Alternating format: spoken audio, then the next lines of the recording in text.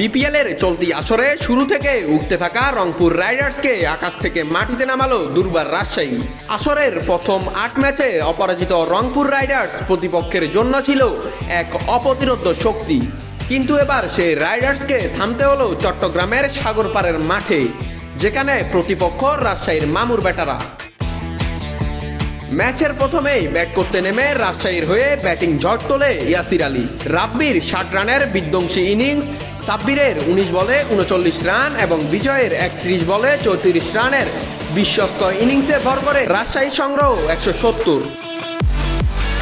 অন্যদিকে ১৭১ রানের লক্ষ্য তাড়া করতে নেমে শুরুতেই ৩ top order Irfan Shukkur, Steven Taylor এবং ইফতিখার আহমেদকে হারায় রংপুর।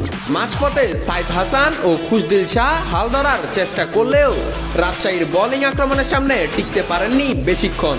ম্যাচের শেষ দিকে অধিনায়ক নুরুল হাসান সোহান ২৬ বলে ৪১ রান করে লড়াইয়ের চেষ্টা করলেও তা যথেষ্ট ছিল না জয়ের জন্য।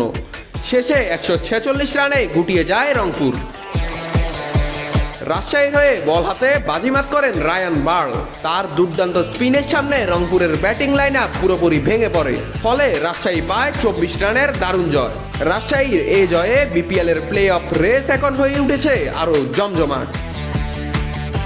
নাত রাহুল, নিউজ না স্পোর্টস।